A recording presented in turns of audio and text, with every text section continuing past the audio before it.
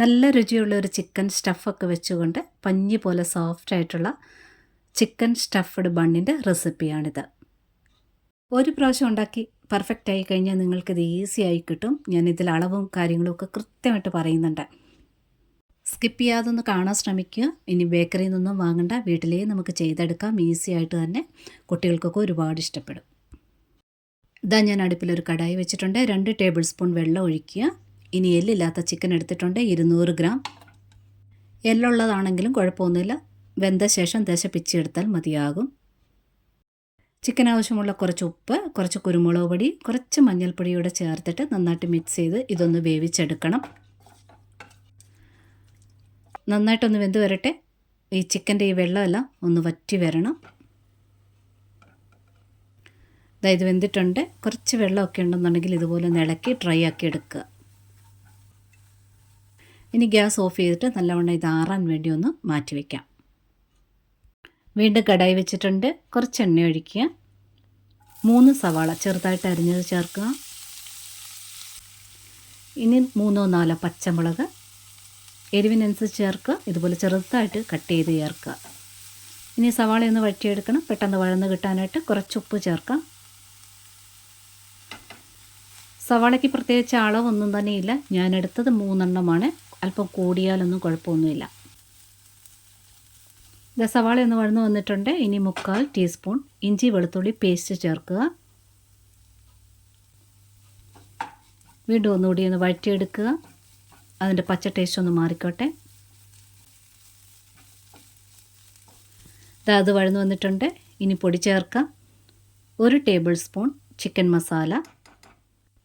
ഈ ഒരളവിന് 1-1.25 table spoon പൊടി ചേർക്കാവുന്നതാണ്. ഇനി പൊടി ഒന്ന് ചൂടായി വരട്ടെ. നന്നായിട്ടൊന്ന് ഇളക്കി കൊടുക്കുക. പൊടി നല്ലവണ്ണം ചൂടായിട്ടുണ്ട്. ഇനി ഇതിലോട്ട് ഒരു 3/4 ടീസ്പൂണോളം ഒറിഗാനോ ചേർക്കുക. ഒറിഗാനോ ചേർക്കുമ്പോൾ കുട്ടികൾക്കൊക്കെ ഇഷ്ടപ്പെട്ട രീതിയിൽ നല്ലൊരു രുചി കിട്ടും. ഇത് ചേർക്കാൻ താല്പര്യമില്ലാത്തവരാണെങ്കിൽ 3/4 ടീസ്പൂണ് പെരിഞ്ജീരകപ്പൊടി ചേർത്ത് ഇളക്കുക. വഴറ്റേണ്ട ആവശ്യമില്ല. നന്നായിട്ടൊന്ന് മിക്സ് ചെയ്തെടുത്താൽ മതി.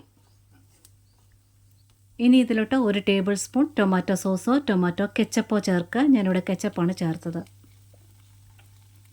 വീണ്ടും നന്നായിട്ടൊന്ന് മിക്സ് ചെയ്തെടുക്കുക. ഇതായിട്ടുണ്ട്. ചിക്കൻ മാറ്റി വെച്ചത് നന്നായിട്ട് ആറിയിട്ടുണ്ട്. ആറിയതിന് ശേഷം മിക്സിയുടെ വലിയ ജാറ് എടുക്കണം. അതിലിട്ടിട്ട് 2-3 പൾസ് അടിച്ചെടുക്കുക. ഒത്തിരി പൊടിഞ്ഞ് വരരുത്. ചിക്കൻ കുറച്ചേ ഉള്ളെങ്കിൽ പോലും വലിയ ജാറിലിടുക. 1 പൾസ് അടിച്ചതിന് ശേഷം നന്നായിട്ടൊന്ന് ഇളക്കിയതിന് ശേഷം രണ്ടാമത്തെ അടിക്കുക. അങ്ങനെ ചെയ്യുമെങ്കിൽ ഇതുപോലെ പൊടിഞ്ഞു കിട്ടും, ഒത്തിരി അരയാതെ.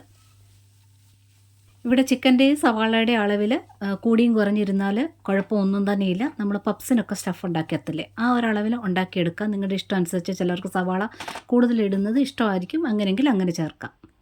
ചിക്കനെല്ലാം നല്ലവണ്ണം മിക്സ് ചെയ്തതിന് ശേഷം ഒരല്പം മല്ലിയില ചേർത്താൽ മതിയാവും. മല്ലിയില തീരെ ഇഷ്ടമില്ലാത്തവർക്ക് കറിവേപ്പില ചെറുതായിട്ട് അരിഞ്ഞ് ചേർക്കാം. അല്പം കുരുമുളക് പൊടിയൂടെ ചേർത്തിട്ട് നന്നായിട്ടൊന്ന് മിക്സ് ചെയ്ത് ഗ്യാസ് ഓഫ് ചെയ്തിട്ട് ഇതുപോലെ ഒന്ന് നിരത്തി ആറാൻ വേണ്ടി മാറ്റി വയ്ക്കുക. ഫിറ്റായിട്ടുള്ള അടപ്പ് വെച്ച് മൂടി വയ്ക്കരുത്. അടപ്പ് പാത്രത്തിലെ വെള്ളം തട്ടിട്ട് വീണ്ടും ഈ മസാലയിൽ വെള്ളമായി പോകും. ഇതിനെ ആറാൻ വേണ്ടി മാറ്റി വയ്ക്കാം. ഇനി രണ്ടാമത്തെ സ്റ്റെപ്പാണ്. ചെറിയൊരു ബൗൾ എടുത്ത് വെച്ചിട്ടുണ്ട്. 2 ടേബിൾ സ്പൂൺ ഇളം ചൂടുള്ള പാല്. ഒത്തിരി ചൂടാകരുത്, വെയിലത്ത് വെക്കുന്ന ഒരു ചൂട് അത്രയും മതിയാകും. ഇതിലോട്ട് 1 ടേബിൾ സ്പൂൺ പഞ്ചസാരയുടെ ചേർക്കുക. ഒന്ന് മിക്സ് ചെയ്താൽ പഞ്ചസാര ഒന്ന് അലിഞ്ഞ് വരട്ടെ. പഞ്ചസാര അലിഞ്ഞിട്ടുണ്ട്. ഇതിലോട്ട് 1 ടീസ്പൂൺ ഇൻസ്റ്റൻറ്റ് ഈസ്റ്റ് ചേർക്കുക.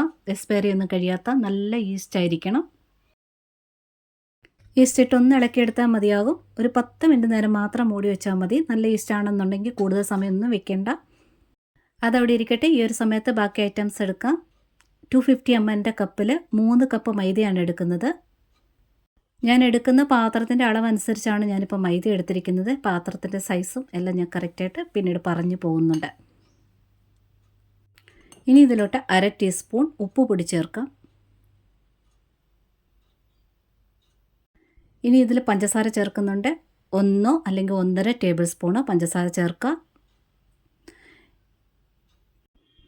ഇനി ഇതിലോട്ട് 1 ടേബിൾ സ്പൂൺ ബട്ടർ ചേർക്കാം. ബട്ടറിന് പകരമായിട്ട് സൺഫ്ലവർ ഓയിൽ ചേർക്കാം, നെയ്യ് ചേർക്കാം, ഒലീവ് ഓയിൽ ചേർക്കാം. ബട്ടർ ചേർക്കുന്നതാണ് ഏറ്റവും നല്ലത്. ഇനി ഇതിലോട്ട് 1/2 ടീസ്പൂൺ ഒറിഗാനോ ചേർക്കാം. ഒറിഗാനോ ഫ്ലേവർ കുട്ടികൾക്കൊക്കെ ഒരുപാട് ഇഷ്ടമാണ്, അതുകൊണ്ടാണ് ചേർത്തത്. ഇത് ചേർത്തില്ലെങ്കിൽ നല്ലൊരു മിൽക്ക് ബണ്ണിൻ്റെ ടേസ്റ്റ് തന്നെ കിട്ടും. ഇതാ ഒരു 10 മിനിറ്റ് കൊണ്ട് ഈസ്റ്റ് നല്ലവണ്ണം അലിഞ്ഞ് പത പോലെ വന്നിട്ടുണ്ട്. ഇങ്ങനെ അലിയിച്ച് ചേർക്കുമ്പോഴത്തേന് ആ മാവിന് നല്ലൊരു സോഫ്റ്റ് കിട്ടും. കൂടാതെ മാവ് പെട്ടെന്ന് തന്നെ ഫെർമെൻ്റ് ആവുകയും ചെയ്യും. ഇനി കൈ കൊണ്ട് തന്നെ നല്ലവണ്ണം ഒന്ന് മിക്സ് ചെയ്തെടുക്കുക. ഞാനിവിടെ പാല് ചേർത്താണ് കുഴച്ചെടുക്കുന്നത്.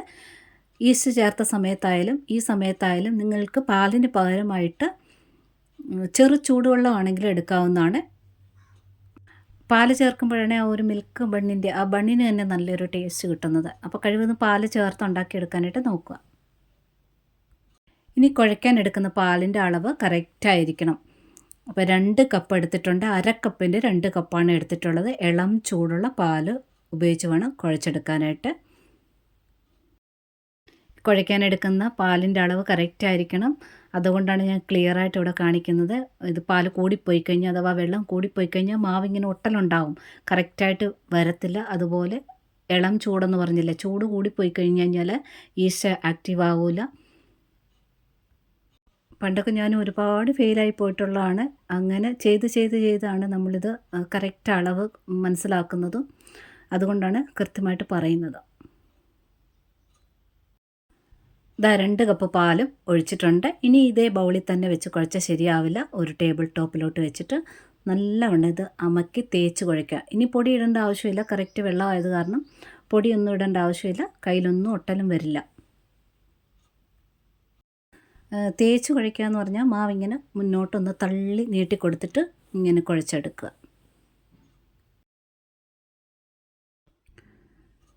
മാവ് നല്ല സോഫ്റ്റായിട്ട് കിട്ടിയിട്ടുണ്ട്. ഇനി അതേ ബൗളിൽ തന്നെ കുറച്ച് എണ്ണയൊന്ന് തേച്ചിട്ട് മാവിന് പൊങ്ങാൻ വേണ്ടി വെക്കണം. ഇതിൻ്റെ മുകളിലും കുറച്ചൊന്ന് എണ്ണ തേച്ച് വെക്കണം, മാവ് ഡ്രൈ ആകാതിരിക്കാൻ. ഇനി ഇത് പൊങ്ങാൻ വേണ്ടി മൂടി വയ്ക്കണം. ഒരു ഫിറ്റായിട്ടുള്ള ഒരു അടപ്പ് വെച്ച് മൂടി വയ്ക്കുക. തെന്നി മാറുന്ന അടപ്പ് വെച്ച് മൂടി വയ്ക്കാതിരിക്കുക. എയർ ടൈറ്റ് വേണമെന്നില്ല, ഫിറ്റായിരിക്കണം. ഇനി ഒരു 2 മണിക്കൂർ മതിയാകും. ഇതാ നല്ലവണ്ണം ഇത് പൊങ്ങി വന്നിട്ടുണ്ട്. നല്ല ഈസ്റ്റ് ആണെന്നുണ്ടെങ്കിൽ 1.5 മണിക്കൂറിനുള്ളിൽ ഇതാ ഇതുപോലെ പൊങ്ങി വന്നിട്ടുണ്ടാകും. ഇനി ഇത് കുഴയ്ക്കേണ്ട ഒന്നും ആവശ്യമില്ല. ഇതാ എയറൊന്ന് കളഞ്ഞെടുക്കുകയാണ്. വീണ്ടും ഇത് ടേബിൾ ടോപ്പിലോട്ടിടാം. ഒന്ന് പൊടിയൊന്നിട്ടതിന് ശേഷം ഇനി ഇതൊന്ന് പരത്തിയെടുക്കണം. പരത്തിയെടുക്കുമ്പോൾ റൗണ്ടിലല്ല, ഓവൽ ഷേപ്പിൽ നല്ല നീളത്തിലാണ് പരത്തിയെടുക്കുന്നത്. ഞാൻ പറഞ്ഞല്ലോ, ഞാൻ എടുത്തിരിക്കുന്ന പാത്രത്തിൻ്റെ അളവനുസരിച്ചാണ് ഞാനിത് പരത്തിയെടുക്കുന്നത്. അതുപോലെ തന്നെ മാവ് ഒത്തിരി കനത്തിൽ പരത്തിയെടുക്കരുത്. ഇത് നല്ല ഓവൽ ഷേപ്പിൽ പരത്തിയെടുത്ത് വെച്ചിട്ടുണ്ട്. ഞാൻ എടുത്തിരിക്കുന്ന പാത്രം അലുമിനിയത്തിൻ്റെ കേക്ക് ടിന്നാണ് എടുത്തിരിക്കുന്നത്. 8 ഇഞ്ചിൻ്റെ 4 ഇഞ്ച് ഹൈറ്റിലും 8 ഇഞ്ച് വ്യാസമുള്ള കേക്ക് ടിന്നാണ് എടുത്തിട്ടുള്ളത്. കുറച്ച് ബട്ടറോ എണ്ണയോ നല്ലവണ്ണം ഒന്ന് തടവി കൊടുക്കണം. ഇനി ഇതാ ഉണ്ടാക്കി വെച്ചിരിക്കുന്ന ചിക്കൻ സ്റ്റഫ് ഒരേപോലെ ഒന്ന് നിരത്തിയിടുക. ഗ്രേറ്റ് ചെയ്ത ചീസ് ഈ സമയത്ത് കുറച്ച് വിതറിയിടുവാണെങ്കിൽ കൂടുതൽ മണവും രുചിയായിരിക്കും. പ്രത്യേകിച്ച് ഒറിഗാനോയുടെ കൂടെ ആ ചീസിൻ്റെ മണം കൂടെ വരുമ്പോൾ സൂപ്പറായിരിക്കും. പ്രത്യേകിച്ച് കുട്ടികൾക്ക് കൂടുതൽ ഇഷ്ടപ്പെടും. നിരത്തി വെച്ചിട്ടുണ്ട്. ഇനിതാ ഒരു സൈഡിൽ നിന്ന്, അതായത് നീളത്തിലുള്ള സൈഡിൽ നിന്ന് ഇതുപോലൊന്ന് റോൾ ചെയ്തെടുക്കുക. ഇനി അതിൻ്റെ 2 അറ്റവും ചെറുതായിട്ടൊന്ന് കട്ട് ചെയ്തൊന്ന് ഷേപ്പാക്കി എടുക്കുക.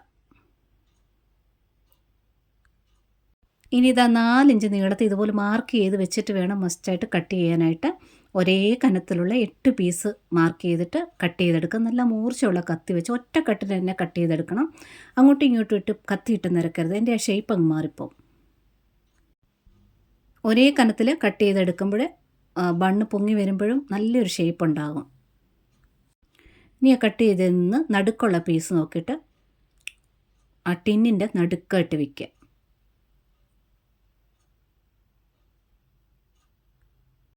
ഞാൻ ഈ പാത്രത്തിന് കറക്റ്റ് ഫില്ലായിട്ട് വരുന്ന രീതിയിൽ 8 പീസാണല്ലോ എടുത്തിട്ടുള്ളത്. അപ്പോൾ ഇതാ ഇതുപോലെ ഒരു പൂ പോലുള്ള ഷേപ്പിൽ അടുക്കി വയ്ക്കുക. ഒരേ ഗ്യാപ്പ് വരുന്ന രീതിയിൽ അടുക്കി വയ്ക്കണം. മുറിച്ചെടുത്ത കഷ്ണത്തിനകത്ത് 2 സൈഡും നോക്കിയിട്ട് നല്ല ഷേപ്പ് വരുന്ന സൈഡ് മുകളിൽ വരുന്ന രീതിയിൽ അടുക്കി വയ്ക്കണം. പിന്നെ കുത്തി നിറച്ച് വെക്കരുത്, നല്ല ഗ്യാപ്പ് ഉണ്ടായിരിക്കണം. ബണ്ണ് നല്ലോണം ഒന്ന് പൊങ്ങി വരും, സൈഡിലോട്ടൊക്കെ ഒന്ന് നല്ലോണം പൊങ്ങി വരും. അപ്പോൾ നല്ല ഗ്യാപ്പ് ഉണ്ടാകണം. ആ പാത്രത്തിൻ്റെ ഷേപ്പിനകത്ത് നിൽക്കുകയും വേണം. ഇത് പാത്രത്തിൽ സെറ്റ് ചെയ്ത് വെച്ച ഉടനെ തന്നെ ഓവൻ പ്രീഹീറ്റ് ചെയ്യാനായിട്ട് വെക്കണം. അത്ര സമയം മതിയാവും. ഇതൊന്ന് മൂടിയും വയ്ക്കുകയും വേണം. ആ സമയത്ത് 200 ഡിഗ്രി സെൽഷ്യസിലാണ് ഞാനിത് ബേക്ക് ചെയ്തെടുക്കുന്നത്. ഒരു 8-10 മിനിറ്റ് നേരത്തേന് പ്രീഹീറ്റ് ചെയ്യാൻ വേണ്ടി വെക്കാം. ആ സമയത്ത് മൂടിയും വെച്ചിട്ടുണ്ട്. ഇത് ഒരു 8 മിനിറ്റൊക്കെ ആയപ്പോഴത്തേന് ഇത് കുറച്ചുകൂടി ഒന്ന് വീർത്ത് വന്നിട്ടുണ്ട്. ഈ സമയത്ത് മുട്ടയുടെ വെള്ള ഒന്ന് അടിച്ച് വെച്ചിട്ടുണ്ട്. ഇത് മുകളിലൊന്ന് എഗ് വാഷ് ചെയ്ത് കൊടുക്കാം. ബട്ടർ ആയാലും തേച്ച് കൊടുത്താൽ മതി ആ മുകൾ ഭാഗം. അപ്പോൾ നല്ലൊരു കളർ ബ്രൗൺ ഷെയ്ഡ് കിട്ടും. ഇത് ബേക്ക് ചെയ്യാൻ വെച്ച സമയം 200 ഡിഗ്രിയിൽ 20 to 25 മിനിറ്റ് വരെയാണ്. അവരവരുടെ അവൻ്റെ അനുസരിച്ച് ടൈമിൽ ഇച്ചിരി വ്യത്യാസം ഉണ്ടാകാം. ചൂടോടെ ബേക്ക് ചെയ്തെടുത്ത് വന്നതിന് ശേഷം ബട്ടർ വെച്ച് ഇതുപോലെ ഒന്ന് ബ്രഷ് ചെയ്ത് കൊടുക്കുകയാണെങ്കിൽ ആ ബ്രൗൺ ഷെയ്ഡിനൊക്കെ നല്ലൊരു ഷൈനിങ് ഉണ്ടാവും. നമ്മളിപ്പോൾ എടുത്ത് നോക്കിക്കഴിയുമ്പോൾ മുകൾ ഭാഗം നല്ലവണ്ണം ഡ്രൈ ആയിട്ടിരിക്കും. അതായത് നല്ല കട്ടി പോലെ തോന്നും. ഇത് ആറിയ ഉടനെ തന്നെ ബണ്ണ് പോലെ സോഫ്റ്റ് ആവും. സാധാരണ ബണ്ണിനും ബ്രെഡിനും ഒക്കെ അങ്ങനെയാണ്. എടുത്ത ഉടനെ തന്നെ മുകൾ ഭാഗം നല്ല ഹാർഡായിരിക്കും. ഈ അളവിൽ നിന്നും കുറച്ച് വ്യത്യസ്തമായിട്ട് നിങ്ങൾ ഉണ്ടാക്കുകയാണെങ്കിലും ബണ്ണിൻ്റെ അളവ് കൂടുതലായിട്ടിരിക്കുക. ആ റോള് ബണ്ണ് കൂടുതലും ചിക്കൻ കുറവും ആകരുത്. ബണ്ണിനനുസരിച്ചുള്ള ചിക്കൻ സ്റ്റഫ് ഉള്ളിലുണ്ടായിരിക്കണം. ഈ റെസിപ്പി ഇഷ്ടപ്പെട്ടാൽ ലൈക്ക് തന്ന് സപ്പോർട്ട് ചെയ്യാൻ മറക്കരുത്. കൂടാതെ കമൻറ്റ് തരാനും ഹൈപ്പ് തന്ന് സപ്പോർട്ട് ചെയ്യാനും കൂട്ടുകാർക്ക് ഷെയർ ചെയ്യാനും മറന്നുപോലെ.